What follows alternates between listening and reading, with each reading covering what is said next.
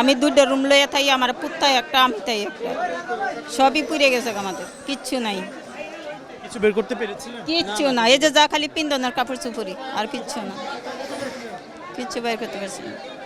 কখন জানতে পেরেছিলেন আগুন লেগেছে? আমরা মাগরিবের সময় জানতে পারছি।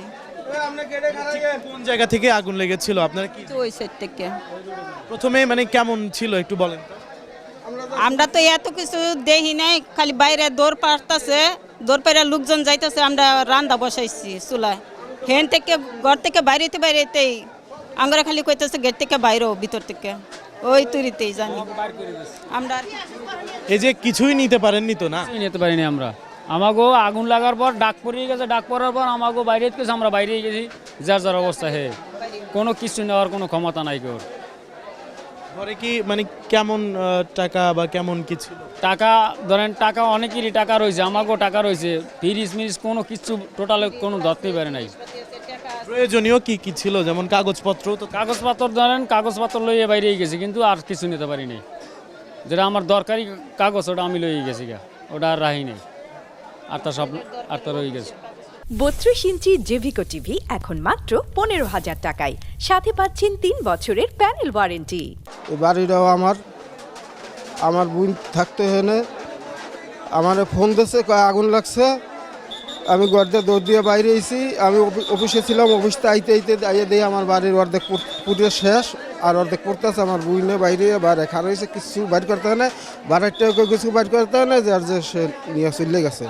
ফার্মেসি এলাকায় হেও কিছু বাইর করতে হয় না, আর এই যে ওষুধ মষুধ সব শেষ। এই আরও একবার 16 সালে পড়ছিল, এই শেষ। 16 সালে লাগছিল আমার পিছের বাড়ির থেকে আগুন, এইবার লাগছে আমার 2 বাড়ি পরের তো। আপনার সবই শেষ? আমার সবই শেষ, ঘরে যা ছিল কিচ্ছু বাইর করতে হয় না। এই যে অফিসের পোশাক, আমি এই পোশাকেই আছি, আর এইভাবেই থাকতে হবে। আরে এবার কি করবেন আসলে, মানে আপনার ফ্যামিলি কে কে আছে? ফ্যামিলি আমি কিছুদিন আগে বাড়িতে পাঠাই দিছি, এনে থাকতাম আমি, আমার বোন, আমরা 2 ভাই বোন থাকতাম। ফ্যামিলি ওই 16 সালে পড়ার পরে আমি কিছুদিন পরে আস্তে আস্তে দেশে পাঠাই দিচ্ছি, বাচ্চা টাচ্চা আছে, এই জন্য এখন ফ্যামিলি দেশ আছে, আমি তো এনে এই অবস্থা।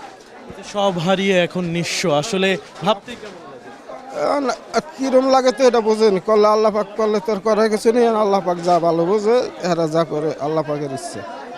এই যে আগুন লাগলো, এর আগেও এরকম আগুন লেগেছে এবং বারবার আগুন লাগে, এবং আগুন নির্বাপন অর্থাৎ অগ্নি নির্বাপনেও কিছুটা বেগ পেতে হয়, ফায়ার সার্ভিস বলছে।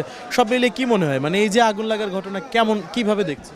এটা তো খুব খারাপই দেখছি করছে, আর এখানে তো বেশি গণবসতি কেউ কোনো অতটা করে রাখে না, বিদায় এই জন্যে কিছু জায়গাতে দুর্ঘটনা, কিছু মানুষ অসচেতন থাকে, সেই জন্যই এটা বেশি হয়।